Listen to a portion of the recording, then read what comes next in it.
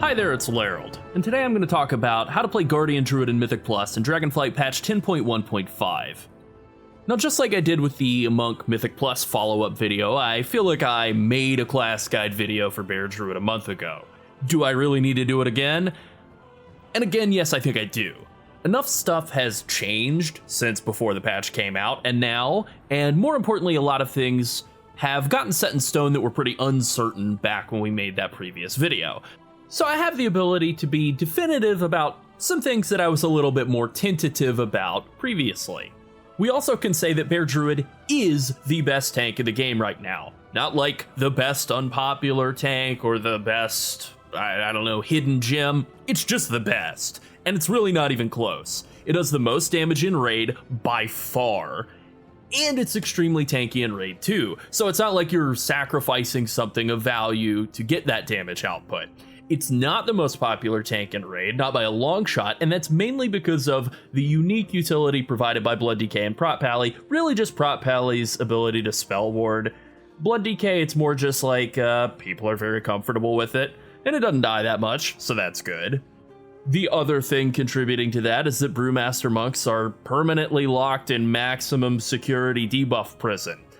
That doesn't leave a lot more room for Bear Druids and Vengeance Demon Hunters to get into raid, but they are very good tanks that are really good in raids, and they just get squeezed out due to roster construction problems that are caused by the horrible debuff matrix that Blizzard not only has put into the game, but continues to expand on with each expansion release.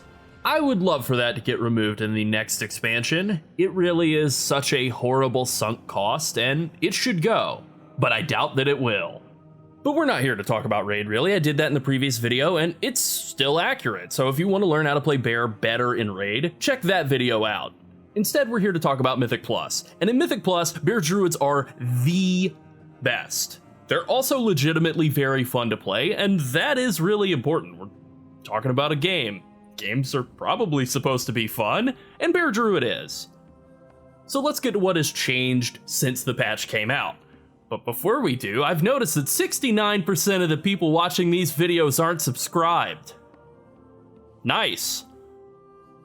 Alright, first, the nerfs. Bear Druid got one nerf on July 24th that reduced the absorb value of Ursoc's Fury, the talent that gives you a shield based on your damage dealt by Thrash, Raise, and Maul. The absorb value was changed from 60% of the damage dealt to 50% of the damage dealt. If this sounds like a minor nerf, that's because it is. It changed basically nothing in terms of balance. To be honest, it seemed like the kind of nerf that you would do if you had an insanely overpowered class and you asked them to nerf themselves.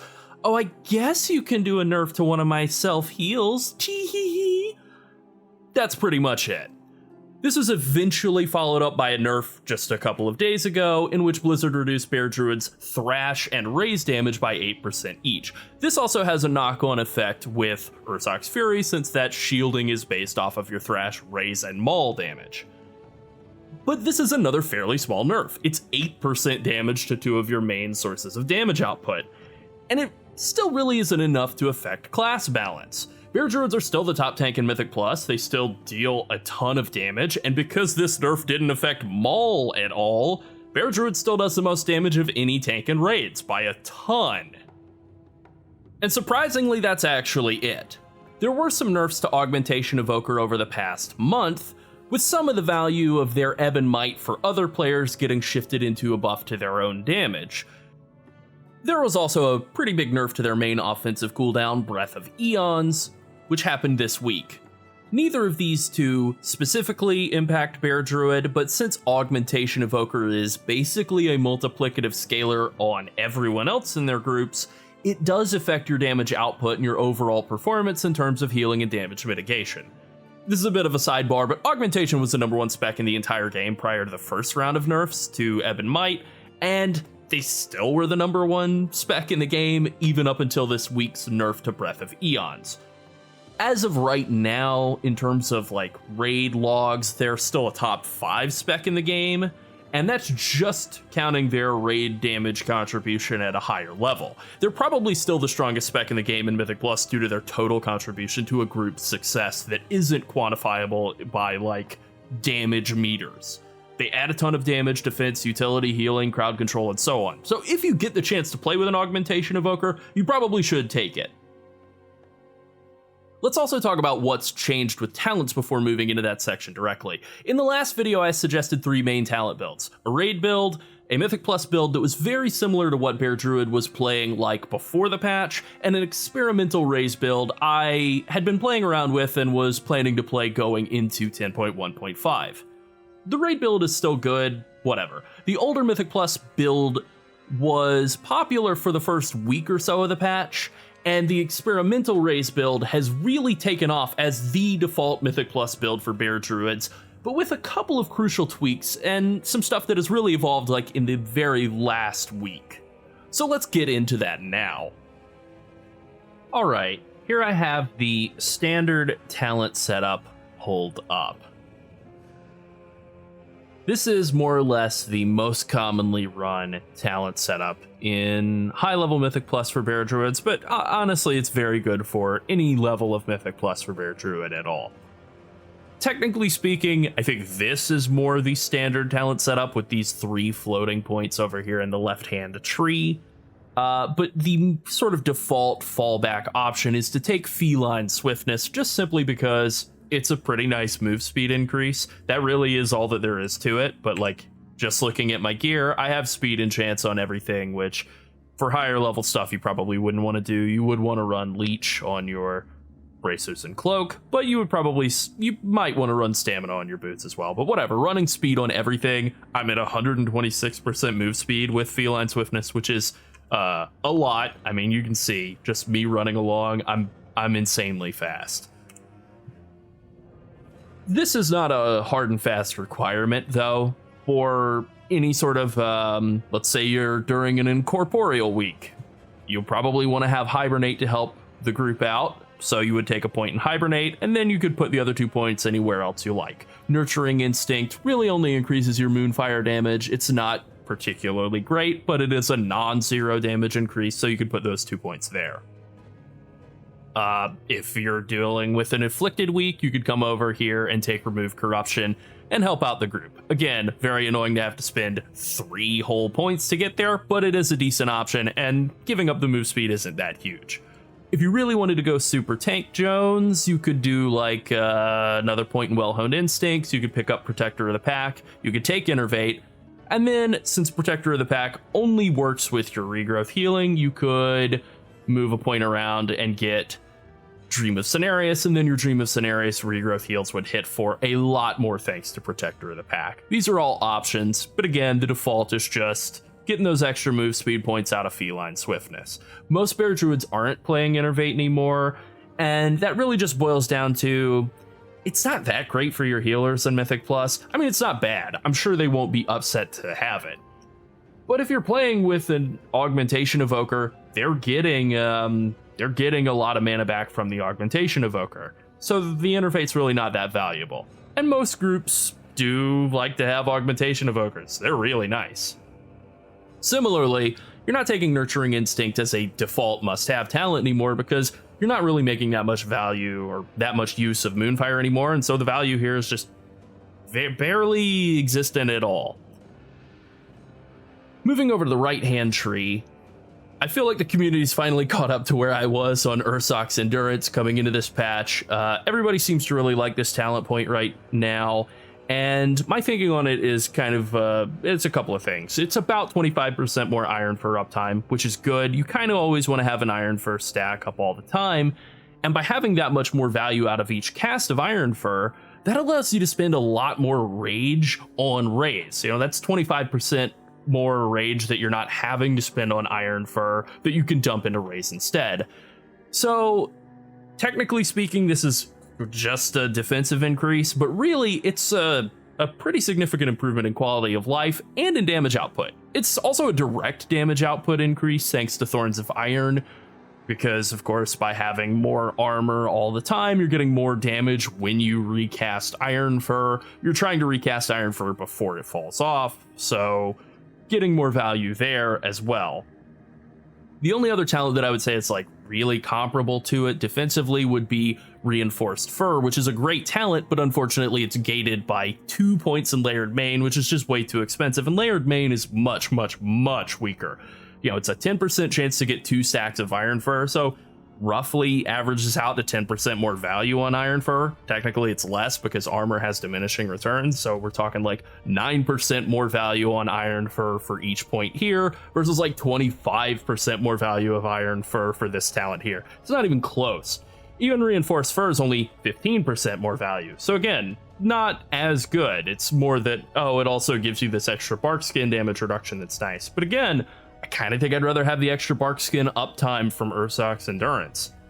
I don't know. Ursoc's Endurance is very, very good. Hard for me to give up. And the only talent that I've really seen anybody playing around with, like, giving up Ursoc's Endurance to get is Dream of Cenarius, which is a pretty interesting playstyle if you really liked the Prot Paladin playstyle of throwing Words of Glory onto party members. Now you can do that with Dream of Cenarius. You probably would want to drop these points over here and make sure you have Protector of the Pack, and since you're being a Mr. Utility nice guy, you might as well take Innervate as well, or maybe Hibernate to help CC, something like that. It seems like a great playstyle. People would definitely love to have you in the group, but I don't really like it quite as much as just the straightforward Ursoc's Endurance, raise, do as much damage as you can, mitigate as much damage as you can, heal as much as you can with After the Wildfire. That all is a bit more straightforward to me in a package that I really prefer. One notable thing over here from the older build is the complete absence of Galactic Guardian and Twin Moonfire. This seemed like it would be kind of a pretty tough damage output and rage generation loss, but having made that full conversion away from that and into Ursoc's Fury, and then just really relying on raise to generate a ton of shielding, I haven't missed Galactic Guardian or any of that at all. Raise owns, it does a ton of damage, it does a ton of shielding thanks to Ursoc's Fury. Thrash also does a lot of damage and shielding thanks to Ursoc's Fury. And this talent setup all just works extremely, extremely well. It's not very complicated, but it is very strong. Kind of the best possible situation, really. All right, I think that's about all I had to say about talents. A little briefer than usual. That's probably a good thing. Okay, now let's move on to abilities and how to use them in Mythic Plus. Thrash, Raise, and Mangle are your most important rotational skills in Mythic Plus. You'll notice I didn't say Moonfire there, and that's because Moonfire's value is much lower in Mythic Plus with this talent setup than it is in Raids and in previous versions of Mythic Plus Bear Druid. If you're in single target or even like small scale AoE 2 or 3 target cleave, you can maintain Moonfire as a filler skill. It generally isn't worth casting over the all-important trifecta of Thrash, Raise, Mangle, and that's especially true in more normal AoE fights with 4 targets or more. Most of the time when I'm fighting Trash, I barely use Moonfire at all. I might hit it while I'm at range just to get stuff coming toward me, but once I get into melee range and I'm thrashing and raising, Moonfire's kind of not even a consideration. So let's make sure we hit on all the important things first before getting into the nitty-gritty details. You want to use Thrash on cooldown. That's very consistently important in AoE. In terms of damage output, Raise is your highest value skill in AoE, but it has a significant rage cost, so you really can't just spam it. That would be the ideal situation, right? If you could just hit Raise permanently in AoE, that would be sick. You would want to maintain the Thrash buff, but other than that, Raise is your best skill. You just can't hit it all that much because it has a rage cost. Outside of Incarnation, you want to use Thrash and Mangle on cooldown, maintain at least 1 stack of Iron Fur while tanking, use Raise as much as you can in between the Thrash and Mangle cooldowns, and then fill any remaining global cooldowns with either Swipe or Moonfire depending on how many enemies you're fighting. During Incarnation, you can't just spam Thrash constantly, just like you can't spam Raise constantly, so you kind of want to weave back and forth between hitting Thrash and other skills as much as you can. In an ideal world, in AoE, again, you would just hit Raise, and then you would only hit Thrash to maintain the buff. But rage costs make that pretty hard to do for more than a couple of seconds of burst output, and talents like Vicious Cycle will reward you for bouncing back and forth between Raise and Mangle. So the normal way that I like to play during Incarn is to bounce back and forth between Thrash, Raise, and Mangle kind of like I'm seesawing back and forth. So like this, thrash raise, thrash mangle, thrash raise, thrash mangle, kind of like that. Again, raising as much as you can is good for damage output, and it does shield you, so it's good defensively as well. The main limitation is really just having enough rage to be able to do it. Mangle hits 3 targets during Incarnation, and it deals more damage per target than Raise, so when you're fighting 3 or fewer targets, it is your highest damage skill. This means that in a 2 or 3 target cleave situation, your ideal rotation would just be Mangle Raise, Mangle Raise, Mangle Raise, and then you would only hit Thrash in order to keep the debuff active. In single target, it would just be Mangle Maul, and again, only using Thrash to maintain the debuff or to generate rage if you really need it. That being said, I generally want to use Incarn during large, dangerous pulls so I can maximize its value by hitting Thrash and Raise as much as I can, not to be like the god of Mangle Raise 3 target damage. This can be useful during tyrannical weeks, I guess, but it's usually a lot less impactful to be like single target Incarn, Mangle, Maul, whatever. Maintaining Iron Fur while tanking is also important. How much damage reduction it actually provides will fluctuate heavily depending on your gear and what you're fighting, and how much damage they deal is physical, but even just 1 stack of Iron Fur will generally shift your damage reduction from armor from around 40% to 55%. That's about 20 to 30% less physical damage taken just for a single stack. So maintaining at least 1 stack of Iron Fur at all times is really important unless you are taking pure spell damage. There are some situations such as fighting a boss on a fortified week where you maybe can get away with not hitting Iron Fur and just dumping all of your rage with Maul, but that's a pretty advanced move, so don't do it and die and then complain. Casting Iron Fur also deals damage thanks to Thorns of Iron, so it's not a total damage loss either. This also means that hitting Iron Fur repeatedly to dump rage during Incarnation is a pretty decent option. For one, it will make you very tanky, but also it deals a good amount of damage and spins rage really quickly, allowing you to get a lot more after the wildfire heals out over a given span of time. It's important never to waste rage by overcapping, and dumping rage with Iron Fur is almost never a bad thing. You'll probably get more damage output by hitting Raise or Maul, but it's still a safe, decent option, even in the worst case situation. Definitely a lot better than wasting rage by letting it go over the cap. Here's another important distinction. When should you use Raise versus Maul? In single target, you always use Maul. It's the single target version. In every other possible situation, you want to use Raise. And how often should you actually use either of them? A lot. If Thrash is on cooldown, you have Iron Fur up, and you either have enough rage to cast Iron Fur again, or it won't fall off before you can generate enough rage to cast it again, you should cast Raise. There are also Tooth and Claw procs to consider, which makes Raise or Maul free, but also makes it deal 40% more damage and debuff the enemy with a 15% damage reduction debuff for 6 seconds. The proc rate on Tooth and Claw makes it so that you can maintain about 50 or 60% uptime on the debuff. 50% uptime is quite easy, and it applies to all of the enemies you hit with Raise, so it's absolutely bonkers from both a damage output and a defensive standpoint. One of the best talents of the game, really. So let's just be clear about when to use Swipe versus Moonfire, because that is a point of confusion for a lot of players. First off, they're both filler skills, so you really only want to use either of them when everything else is unavailable. The cutoff on Swipe for me is about 3 targets. If I'm fighting 3 enemies and they'll be alive for the full duration of Moonfire, then I will use those empty filler globals to cast Moonfire on them instead of just swiping. I believe that in Sims the ideal cutoff is actually 4 or 5 enemies, but honestly trying to maintain Moonfire on 5 targets while also keeping Thrash and Mangle on cooldown and keeping up Iron Fur and using all the rage I can on Raise is just too much, man.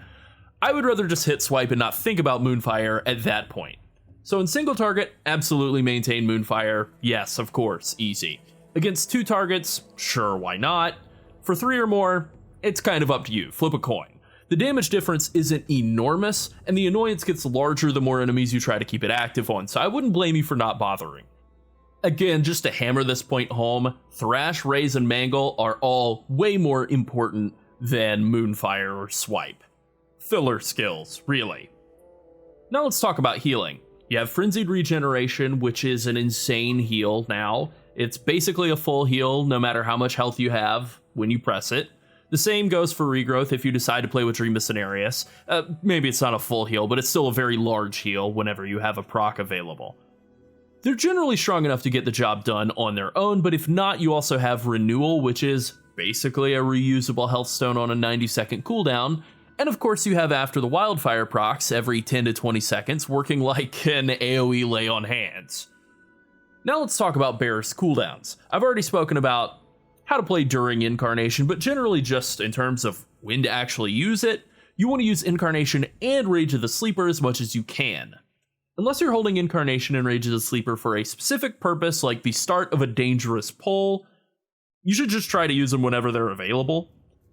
You always want to overlap the two of them, as they will give you a lot more value when used together than they do separately. This means that letting Rage of the Sleeper sit on cooldown for a little bit is okay. It's a damage multiplier, and when you use that on top of Incarn's powerful rotational boost, they work together very well to maximize your damage output. Now let's talk about defensive cooldowns. Incarnation and Rage of the Sleeper are also both defensive cooldowns. This is probably the main reason that I would ever consider staggering them, not overlapping them, is just if I really felt like I needed the defensive cooldown to live in the moment, I would hit Rage of the Sleeper to get that 25% damage reduction. I think it's worth it to live and lose some damage than to die and lose 100% of my damage and also probably wipe the group. That is not a situation that occurs a lot though, to be honest. Using them as much as I can as offensive cooldowns pretty much gets the job done. Bark Skin and Survival Instincts are your other two main defensive cooldowns, and they are much more defensively oriented. They're both very basic. If you know you're about to take a bunch of damage, you use them to reduce the damage. That's pretty much it. Bark Skin has really high uptime, and it is great for making the start of dangerous Mythic Plus pulls a lot less painful. Now let's talk about Bear Druid's group utility. You can take a lot of AoE CC abilities, and those can be really useful when dealing with some of the weekly affixes in Mythic Plus. Typhoon and Ursol's Vortex are both really good for dealing with spiteful adds, for example. Innervate can be great for helping out your healers. It really just depends on whether or not you've taken it. If you have an Augmentation Evoker in your group, you probably don't need Innervate, but it's an option. It no longer shifts you out of bear form, which is a good change. Hibernate can be really useful during incorporeal weeks as well. It also will not shift you out of bear form to cast, so it's a decent option if you don't have better choices in your group for CCing the incorporeal mobs, like monks or mages or whatever else. Generally, I don't do it, but for afflicted weeks, you can spec in to remove corruption and help with dispelling the ads. It's annoying, but it is an option. Nature's Vigil and Heart of the Wild are the last two things I want to mention here in this section. I don't take either of those talents anymore due to each of them providing such a small amount of value. You can still take one or both of them, but since you're not using Moonfire most of the time in Mythic Plus, and most of the danger in Mythic Plus is in those AoE situations where Moonfire is very rarely worth using, the amount of damage and healing that these two talents provide is really minimal. You can use them for single target damage and single target healing, but I would rather spend those two talent points either getting more movement speed in the left half of the tree, or more crowd control value, or some dispel value, or something like that, rather than on those very tiny throughput increases that really only work on bosses where they provide the least amount of overall value.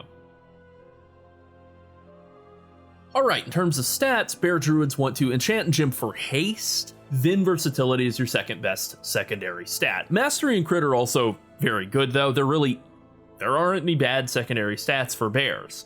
Crit is the least reliable defensively, but it's also great for damage output. Mastery is kind of the weakest defensively, but it's the best at increasing your effective health, which really helps with living through one-shot mechanics that you kind of encounter as you get higher up in Mythic Plus. Basically, all of the stats are really good. If you want to optimize your gear to the absolute min-max, I would recommend simming yourself using raidbots.com to figure out what the best gems and enchants are for you based on your current setup. All the stats are close enough in value for bears, and they're all affected by how much you have of the other stats, so this means that your best stat may actually be versatility or crit or mastery, depending on how much you have of haste and versatility and crit and mastery. So sim yourself if you really want to know, but otherwise, haste is great. If you just kind of want to default to something, go with haste. All the rest are pretty good. It's all very close. Haste Verse is a pretty standard fallback setup for all tanks. Haste feels the best. I like it just on that alone. In any case, agility is your best stat, so maximizing your item level is the most important aspect of gearing, with secondary stat balance being secondary. Okay, I hope this helps clarify any lingering questions that anyone might have with how to spec and play Bear Druid in Mythic Plus. It's extremely strong and extremely fun and definitely worth playing. I've really been loving it lately. I actually loved it a lot before the patch too, but there is no denying how much stronger it has become since then. Even with the couple of teeny tiny little nerfs that have happened in the last few weeks, it is the best tank in the game by a mile. Alright, that's it. Thanks for watching. Bye.